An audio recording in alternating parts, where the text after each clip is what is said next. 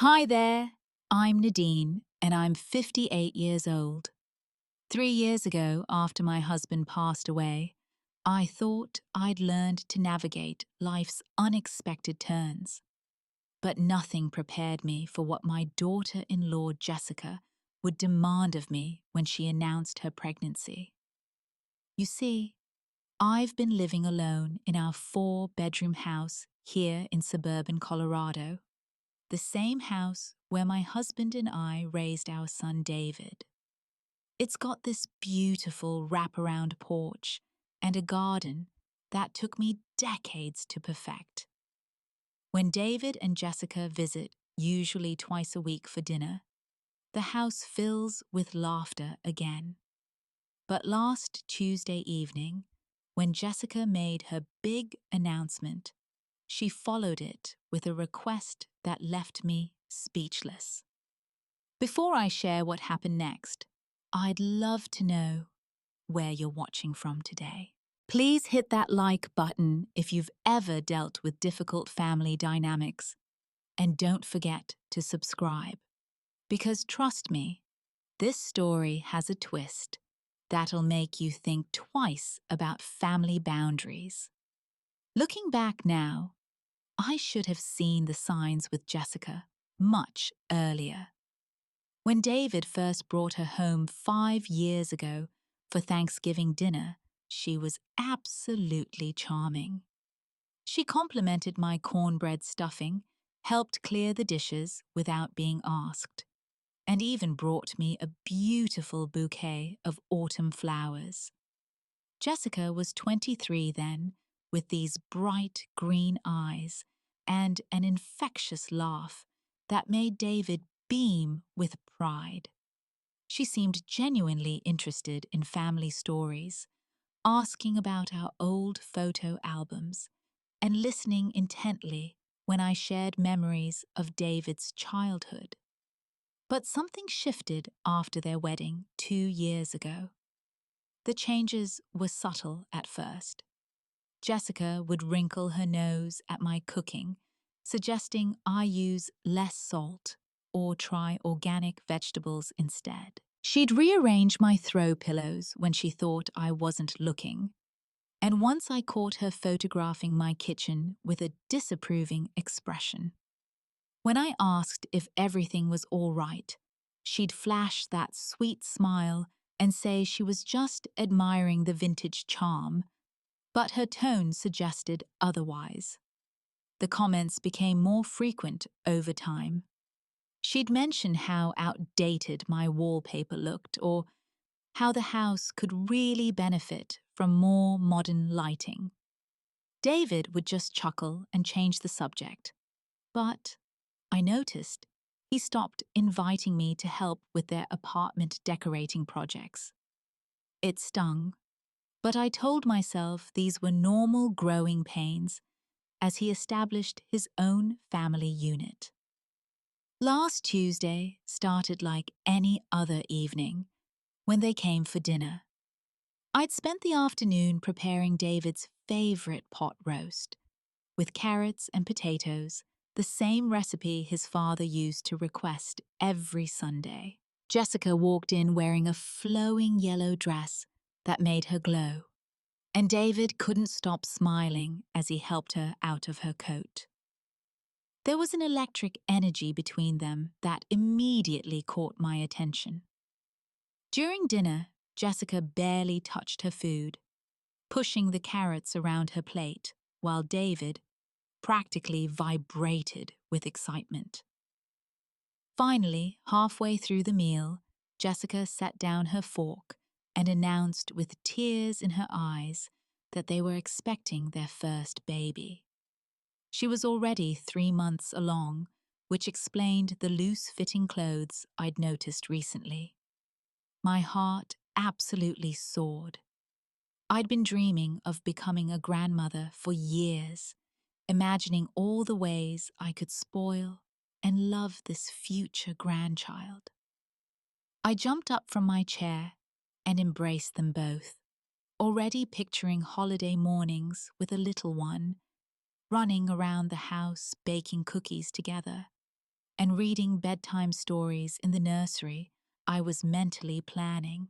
David's eyes were misty as he hugged me tight, whispering how grateful he was that his child would know their grandmother.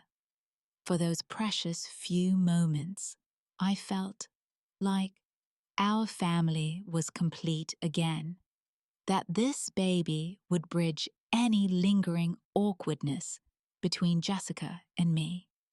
I was already mentally clearing out my craft room to create the perfect nursery space for when they visited. Then Jessica dropped her first request. She mentioned how important it was for expectant mothers to have a calm, nurturing environment during pregnancy. She talked about needing space to prepare mentally and physically for the baby's arrival. What she suggested next caught me completely off guard. She wondered if I might consider moving to the finished basement temporarily, just until after the baby was born, so they could have the master bedroom and the adjoining room for the nursery. I felt my stomach drop, but I looked at David's hopeful expression and Jessica's pleading eyes. They explained it would just be for a few months, and I'd still have my own bathroom and sitting area downstairs. Jessica promised they'd make the basement as comfortable as possible, and David assured me it was temporary. Against my better judgment, I found myself nodding yes, telling them I wanted to support them in any way I could during this special time. David looked relieved, but I noticed he couldn't quite meet my eyes when he thanked me. Jessica immediately brightened, already talking about paint colors and where they'd put the crib. As they left that evening, Jessica squeezed my hand and called me the most understanding mother-in-law in the world. But something in her smile didn't reach her eyes, and I spent the rest of the night wondering what I'd just agreed to. Moving to the basement felt like descending into exile. The finished space was decent enough, with carpet and paneling my husband had installed years ago, but it was perpetually damp and cold, despite the space heater I'd brought down. My beautiful bedroom, with its eastern-facing windows and morning sunlight, was now Jessica's domain, along with the guest room she immediately claimed for the nursery. Within days of my relocation, Jessica and David had transformed the main floor. I'd come upstairs to find furniture, rearranged my decorative items, packed away in boxes and paint samples, taped to walls I'd carefully chosen colors for 20 years ago. Jessica explained that nesting was a natural part of pregnancy, but watching her eliminate every trace of my personal style felt like watching my identity being erased room by room. The house rules came next, presented as gentle suggestions for the baby's well-being. Jessica discovered that cooking smells triggered her morning sickness, which meant I was no longer allowed to use the kitchen during her frequent nausea spells. Since these seemed to occur whenever I planned to cook, I found myself eating sandwiches and microwaved meals more often than not. Television became another battleground. Jessica needed absolute quiet after 8 p.m. because she'd read that stress hormones could affect the developing baby. This meant no evening news, no late-night movies, and definitely no phone calls with my friends past dinner time. When I mentioned that the basement TV had poor reception, Jessica suggested this might be a good time for me to take up reading or meditation. The social restrictions were perhaps the hardest to bear. My Tuesday book club with the neighborhood ladies was deemed too loud and disruptive. My weekly coffee dates with my friend Margaret had to be moved to a local cafe because Jessica needed the house to remain a sanctuary. Even my gardening time was monitored, as Jessica worried that dirt tracked inside might contain harmful bacteria. David's behavior during this period broke my heart more than Jessica's demands. My son, who used to call me every few days just to chat, now communicated primarily through Jessica. When I tried to talk to him privately about the living arrangements, he'd glance nervously toward Jessica and suggest we discuss it later. That later never seemed to come. I'd catch glimpses of the son I raised when Jessica wasn't around, but those moments became increasingly rare. If I started to express any concerns about the changes happening in the house, David would quickly redirect the conversation to Jessica's comfort or the baby's needs. It was as if he'd forgotten I was his mother, not just an inconvenient roommate. The isolation grew more profound each day. I'd lie in the basement, listening to David and Jessica's voices, above planning their future in my house, while I felt like a ghost in my own home. They'd discuss color schemes for walls I'd painted, furniture arrangements for rooms where I'd celebrated decades of holidays, and baby preparations that somehow never included my input or opinions. One afternoon, Margaret stopped by unexpectedly while Jessica was at a doctor's appointment.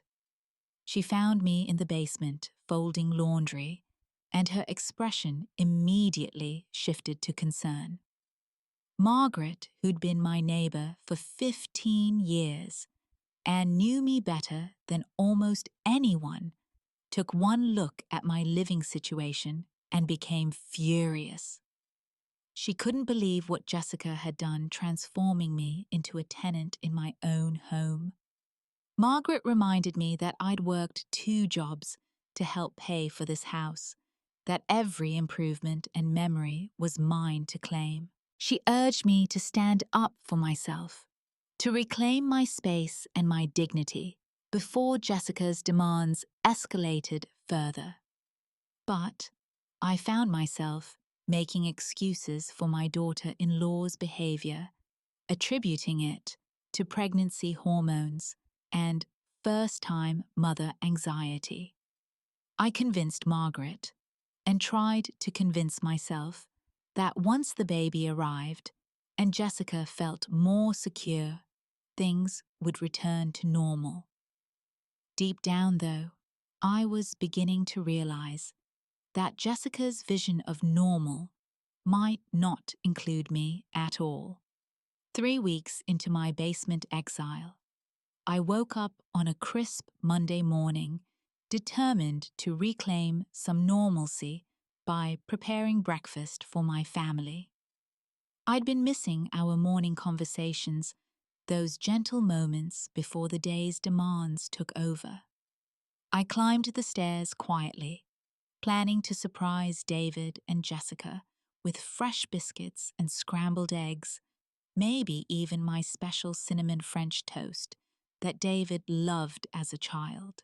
But when I reached the kitchen, Jessica was already there, standing by the counter with her arms crossed and wearing an expression I'd never seen before. David stood slightly behind her, his shoulders slumped and his gaze fixed firmly on the floor tiles. The atmosphere felt charged, like the air before a thunderstorm, and I immediately knew something significant was about to happen. Jessica's voice was steady and surprisingly cold as she announced that they'd been doing a lot of thinking about their future family needs. She spoke as if she were delivering a business presentation, laying out points she'd clearly rehearsed. The house was simply too big for one person, she explained, while they were starting a family that would need space to grow and flourish. What came next hit me like a physical blow. Jessica calmly stated that they'd decided I needed to move out entirely, not just temporarily to the basement, but permanently out of the house I'd called home for over 2 decades. She painted it as a logical solution, insisting the house was perfect for a young family, but impractical for a single, older woman living alone. Jessica had clearly done her homework. She pulled out printed listings for senior living communities and assisted living facilities within a 20-mile radius. She'd researched amenities pricing and even scheduled tours for the following week. Her thoroughness was almost more shocking than the request itself, proving this wasn't a spur-of-the-moment decision, but a calculated plan. She spoke enthusiastically about how wonderful it would be for me to have built-in social activities and maintenance-free living. No more worrying about yard work or home repairs, she chirped as if she were offering me a vacation package, rather than demanding I abandon my life. She even suggested I'd be much happier around people my own age, who shared similar interests and limitations. The most crushing blow came when Jessica described her vision for transforming my home. She wanted to convert my craft room into a playroom, turn the formal dining room into a family room with child-safe furniture, and renovate the master bathroom to include a changing station. She spoke about my house as if it were already hers, discussing renovations and improvements with the enthusiasm of a new homeowner. David's silence throughout this entire speech was deafening.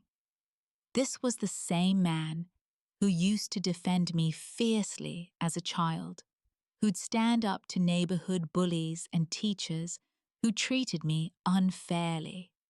Now, he stood mute while his wife systematically dismantled my life, offering nothing more than occasional nods of agreement when Jessica glanced his way for support.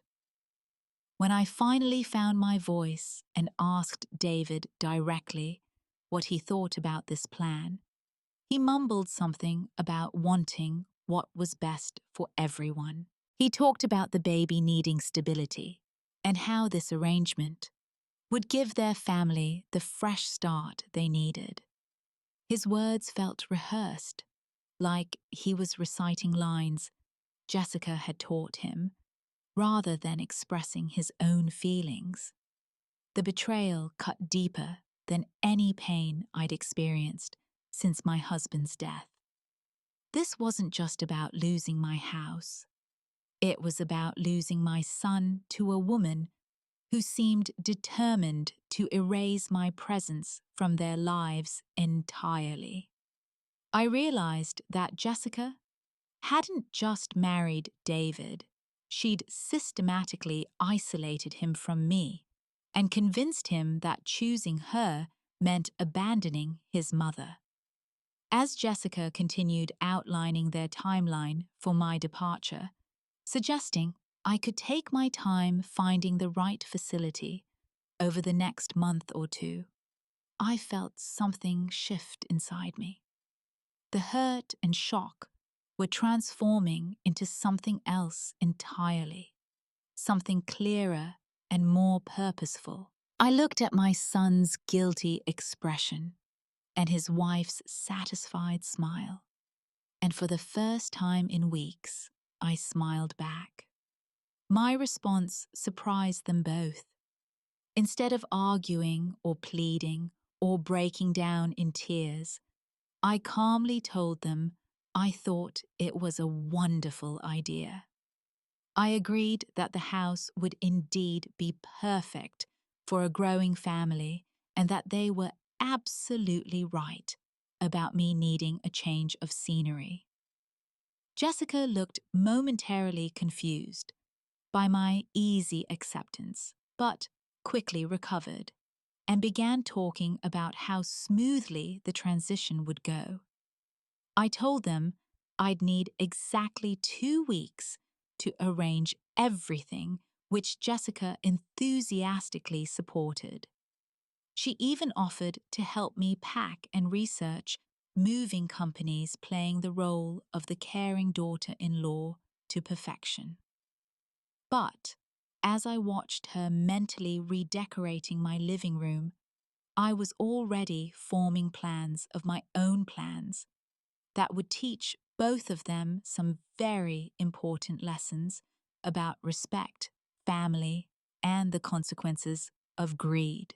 The next morning, while Jessica and David were at work, I made the most important phone call of my life. Mark Thompson had been our family attorney for over 20 years, handling everything from my husband's will to David's college legal issues. Mark knew the intricate details of our property ownership and had helped us refinance the house twice over the years.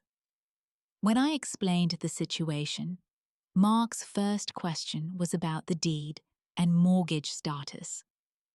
I felt a surge of relief as he confirmed what I already knew, but needed to hear officially the house was entirely in my name.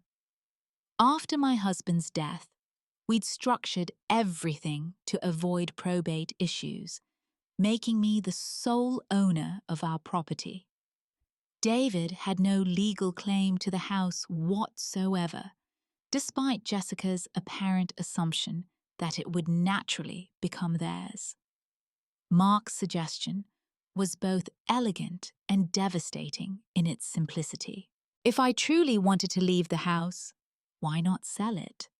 The real estate market in our area had been booming, and our corner lot with mature landscaping would be extremely attractive to developers looking to build luxury homes. He could have the property appraised and listed within a week if I was serious about moving. The idea was brilliant in its poetic justice. Jessica wanted me out so she could have my house, fine. She could have it along with the new owners, the construction crews, and the complete destruction of her perfect family nest. I asked Mark to expedite everything, explaining that I had exactly 2 weeks to complete this transition. While Mark handled the legal paperwork, I began my own research into senior living options. But instead of the grim facilities Jessica had found, I discovered Sunset Gardens, a luxury senior community 30 minutes away that looked more like a resort than a retirement home. They had a golf course, multiple dining options, organized travel programs, and a waiting list of active adults eager to join their vibrant community. The universe seemed to be conspiring in my favor when I called Sunset Gardens. They just had a cancellation for a beautiful 2-bedroom apartment with a garden view available for immediate occupancy. The monthly fees were reasonable, especially when I factored in the equity from selling my house, and the lifestyle looked far more appealing than rattling around my empty home had become. Over the next 10 days, I worked with the efficiency of a military operation. The appraiser confirmed our house was worth significantly more than I had expected, thanks to the desirable location and the improvements my husband and I had made over the years. Within a week, we had 3 serious offers, all above asking price, from developers eager to tear down and rebuild. I accepted the highest offer with a closing date exactly 14 days from my conversation with Jessica and David. The buyers were planning to demolish the existing structure and build a modern McMansion that would completely fill the lot. All the mature trees would be removed, the garden destroyed, and the character of the property erased in favor of maximum square footage. Meanwhile, I quietly moved my most precious belongings to a storage unit, telling Jessica I was just organizing things to make the eventual move easier. She was so pleased with my cooperation that she started bringing home paint samples and furniture catalogs, planning her renovations with increasing excitement. David seemed relieved that I was handling the transition so calmly, finally making eye contact again during our brief conversations. I scheduled the movers for the morning of my departure date, arranged for my utilities to be transferred to Sunset Gardens, and even managed to sell some of my larger furniture pieces that wouldn't fit in my new apartment. Every detail was planned with precision because I wanted this revelation to be absolutely perfect. The night before the closing, I invited David and Jessica for one final dinner in my house. I cooked an elaborate meal complete with candles and my best china, telling them I wanted to celebrate new beginnings for all of us. Jessica was practically glowing with anticipation, already mentally arranging her furniture in my living room. David seemed more relaxed than he'd been in months, probably relieved that the transition was happening without drama. As we finished dessert, I cleared my throat and made my own announcement. I told them how grateful I was for their suggestion about moving, how it had opened my eyes to new possibilities I'd never considered. Then I shared my wonderful news. I'd found the perfect solution that would make everyone happy. I'd sold the house.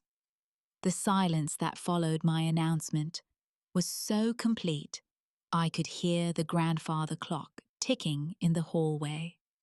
Jessica's fork clattered against her dessert plate as her face went through a series of expressions from confusion to disbelief to dawning horror.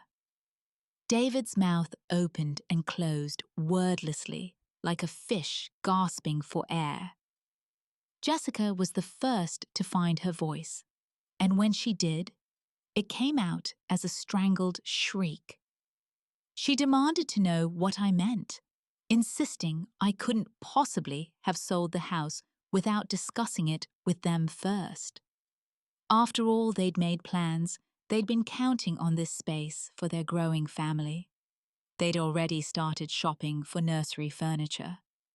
I maintained my calm demeanor as I explained the logic of my decision. They were absolutely right that the house was too big for one person. And since they'd convinced me I needed to move anyway, selling seemed like the most practical solution. The proceeds would ensure my comfortable retirement at Sunset Gardens, where I'd already secured a lovely apartment. When Jessica sputtered about their plans for the house, I gently reminded her that it was my house to do with as I pleased. The deed was in my name alone. The mortgage was paid off with my money, and every improvement had been funded by my husband and me over our decades of marriage. David had never contributed financially to the property, nor had he ever been added to the ownership documents. David finally found his voice, asking desperately when the sale would be finalized.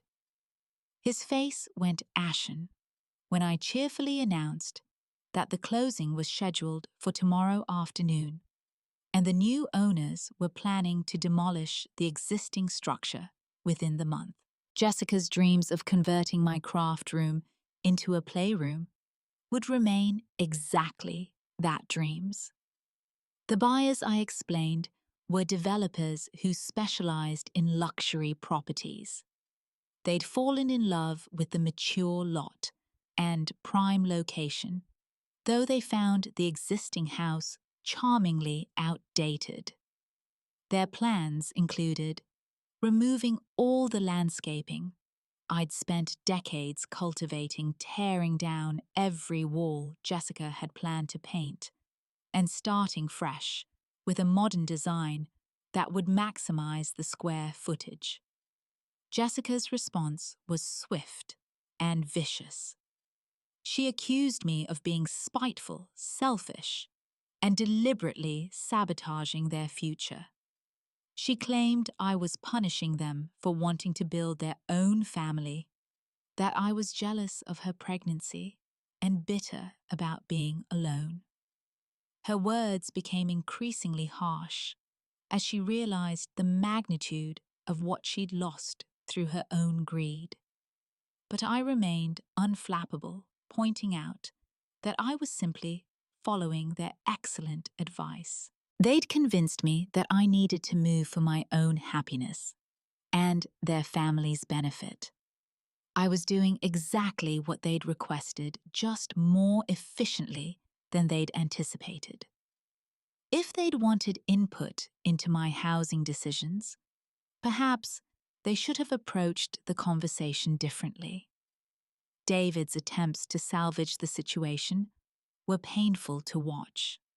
He begged me to reconsider, promising they could work out a better arrangement where everyone stayed in the house together. He suggested they could pay me rent, or help with the mortgage, or find some other creative solution that didn't involve selling. It was too late for negotiations. The contracts were signed. The deposit was substantial enough to make backing out financially devastating. And honestly, Jessica's behavior had shown me exactly how much respect I could expect as a resident in my own home. Their vision of family harmony had never included treating me as an equal member of the household. As the reality of their situation sank in, Jessica and David realized they'd be facing parenthood in her cramped one-bedroom apartment, the same space she'd complained about for years. They'd have to store the baby's belongings in their bedroom, give up David's home office, and figure out how to accommodate a growing family in less than half the space they'd been planning to claim. Jessica's final desperate attempt was to offer me money for the house, suggesting they could match whatever the developers had bid. When I told her the sale price, her face went white. Even with David's steady income and their savings, they couldn't come close to competing with cash buyers who were willing to pay premium prices for prime real estate. The evening ended with Jessica storming out in tears, and David following behind, shooting me looks of betrayal and disbelief. As I cleaned up the dinner dishes for the last time in my kitchen, I felt lighter than I had in months. Tomorrow, I'd be starting fresh in a community designed for people who'd earned their independence, rather than fighting for scraps of respect in a house where I'd raised my son. The closing went smoothly the next afternoon, with Mark handling the final paperwork, while I signed documents that officially transferred ownership of my family home to strangers who saw it as nothing more than a development opportunity. The check I received was substantial enough to ensure my comfortable retirement and give me financial independence I'd never experienced as a young wife and a mother. Jessica and David had exactly 30 days to vacate the premises, according to the purchase agreement. The new owners were eager to begin demolition and wanted the house completely empty before they started their project. I'd moved into Sunset Gardens 2 days earlier, settling into my bright apartment with its garden view and modern amenities. My new community exceeded every expectation I'd harbored. The residents were active, engaged people who'd chosen this lifestyle, rather than having it forced upon them by circumstances or family pressure.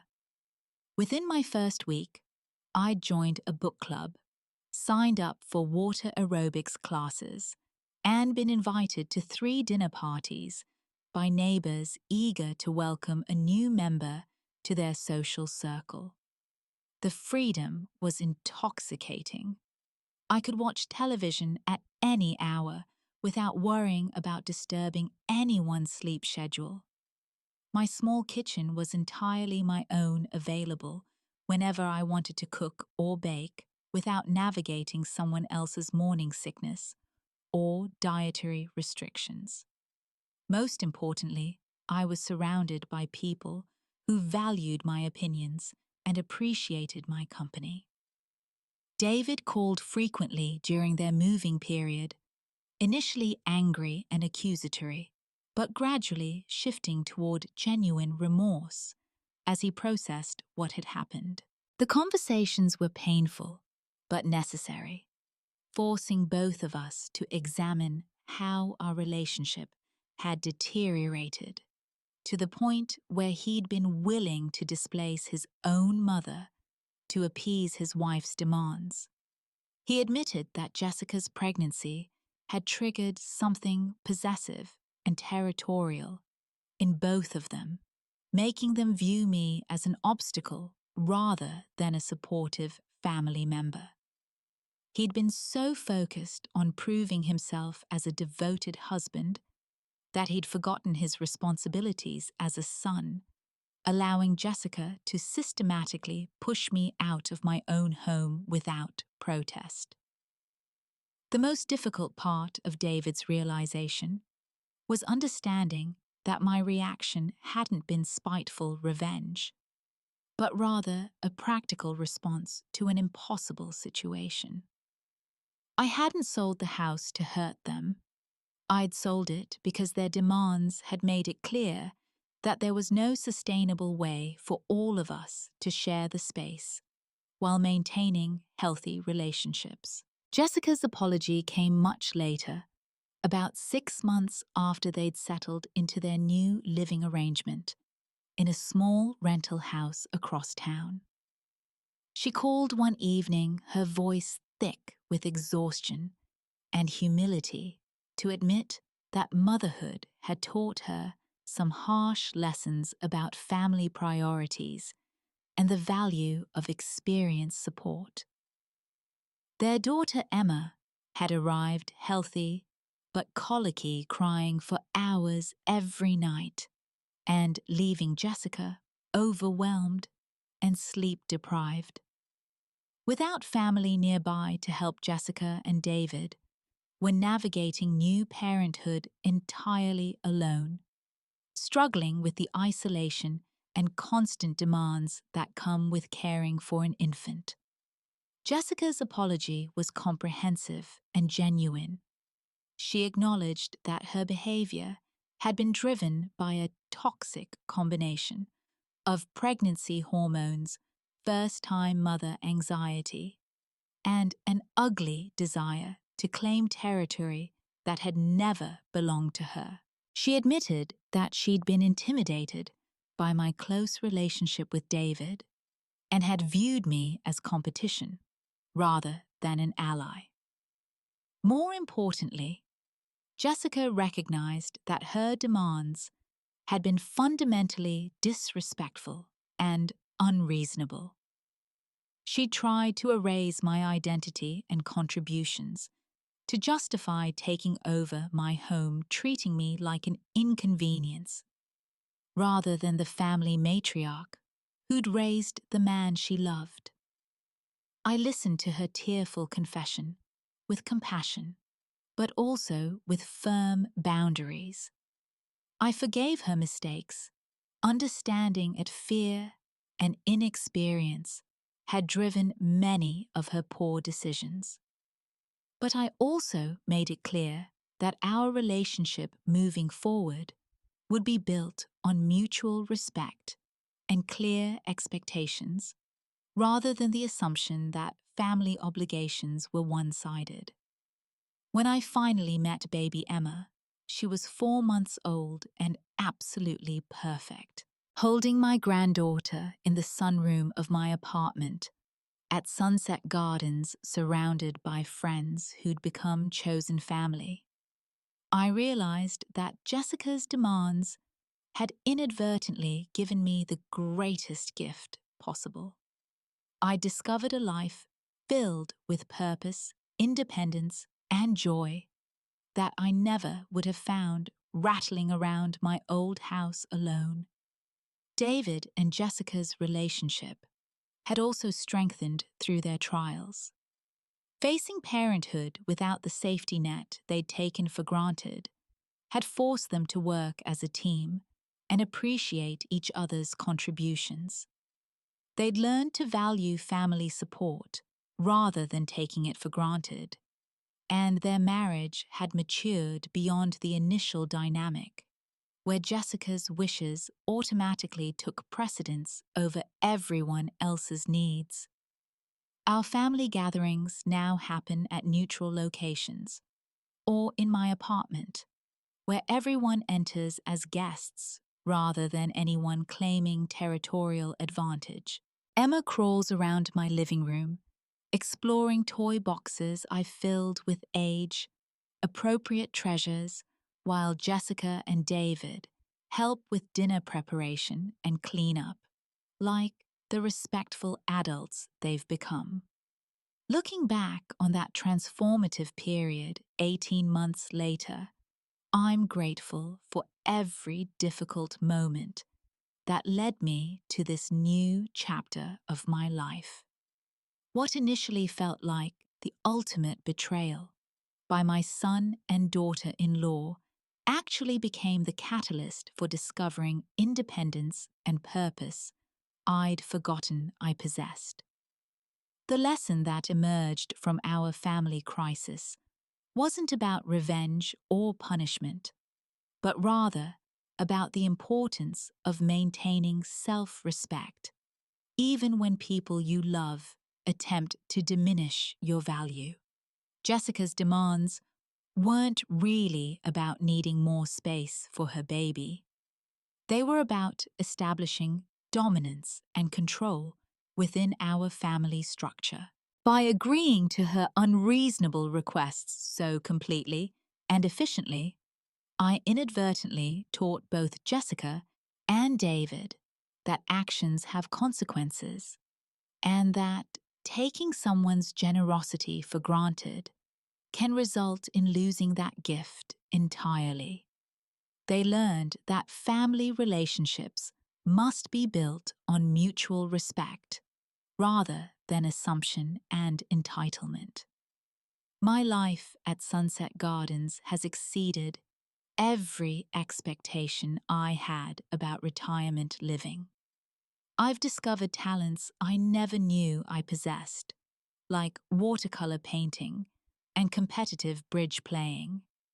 I've traveled to places I'd only dreamed about visiting, joining community groups for trips to Europe and Alaska that would have been impossible when I was tied down to property maintenance and family obligations. The financial freedom from selling my house has given me options I never imagined having. I can afford to spoil my granddaughter with educational toys and books, contribute meaningfully to charities I care about, and plan for long-term care without burdening my family with financial stress. Most importantly, I've learned that sometimes the most loving thing you can do for family members is to refuse to enable their worst impulses. By standing firm on my boundaries and refusing to accept disrespectful treatment, I forced David and Jessica to examine their behavior and grow into more thoughtful, considerate people. Our relationship today is healthier than it ever was when they were taking my presence and support for granted.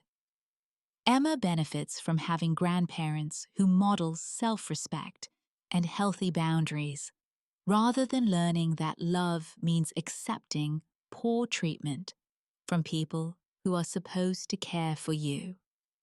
The house that Jessica coveted so desperately is gone now, replaced by a modern structure that bears no resemblance to the home where David grew up.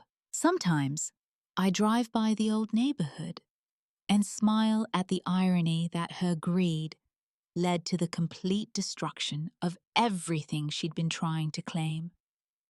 But I don't dwell on what was lost, because what was gained has been immeasurably more valuable. I've built a life that belongs entirely to me, filled with people who appreciate my company and value my contributions. I've learned that family loyalty works both ways, and that real love includes respect for each other's dignity and autonomy. The story of how my daughter-in-law's pregnancy announcement led to my liberation has become something of a legend among my friends at Sunset Gardens. It serves as a reminder that we're never too old to advocate for ourselves, never too invested in family harmony to accept disrespectful treatment, and never too set in our ways to embrace positive change.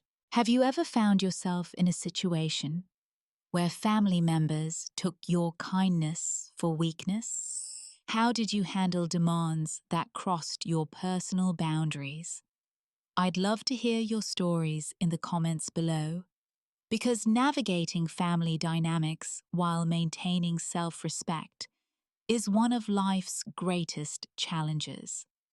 Please give this video a like if it resonated with your own experiences, and don't forget to subscribe for more stories about finding strength in unexpected places. Share this with anyone who might need a reminder that standing up for yourself isn't selfish, it's necessary for healthy relationships. Thank you for listening to my story, and remember that it's never too late to choose respect over convenience, dignity over false peace. Sometimes the greatest gift we can give our loved ones is teaching them how we deserve to be treated.